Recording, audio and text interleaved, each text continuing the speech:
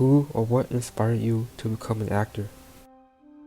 Um, so I guess just my drive kind of inspired me. I wouldn't say I had anybody in particular to inspire me. Maybe my dad, because my dad was an actor as well. So I always say my dad, and then my drive just for the art of it. What do you love about being an actor?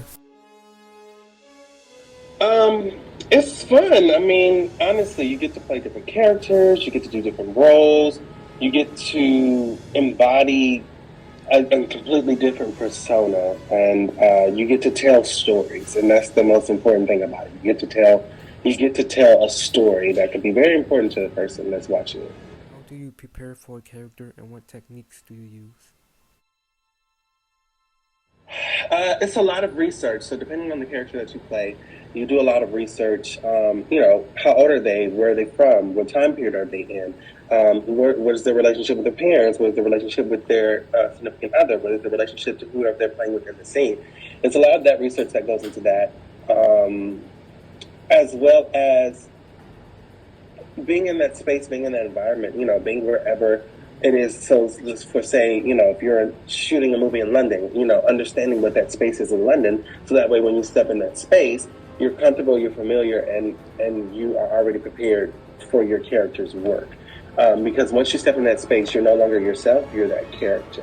Um, that's essentially all the techniques that I use.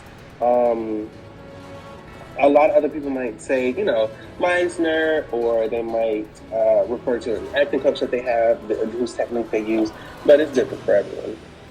How do you handle rejection and disappointment in the competitive world of acting? Rejection is a part of life.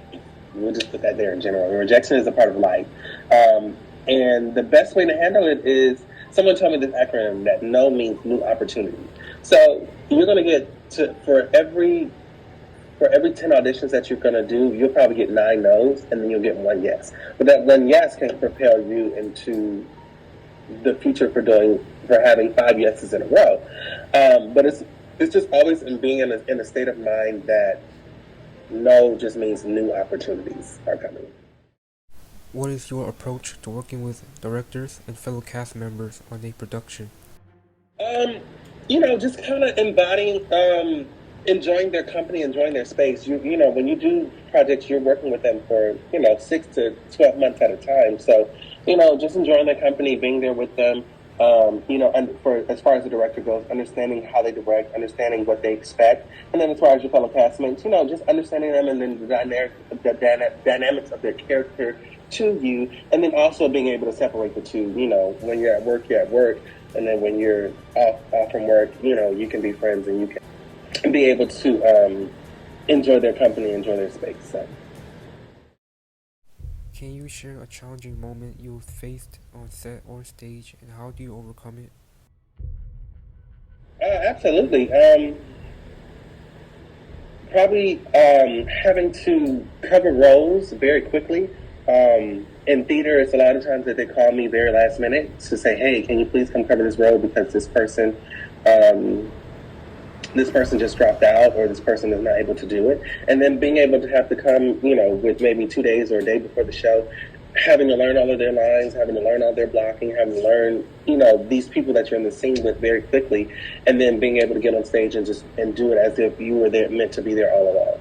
It's quite challenging because you essentially, once you get that phone call and you make the commitment, you're essentially giving up the next 24 to 48 hours of your life to make sure that this person's show or this person's performance goes extremely well. What is your advice to the people who wants to pursue a career in acting? Stay driven, stay learning, um, stay driven, stay learning. It can be very discouraging at times. Like I said, you can get 9 no's and one yes, but it's that one yes that matters. And even if you get 15 no's but one yes, it's that one yes that matters. Don't give up. If this is something that you really want to do, stay in it, stay driven, and stay ready.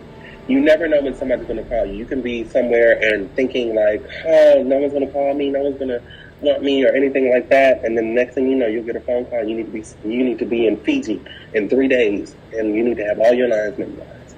So staying ready, staying driven, staying focused, staying on your phone.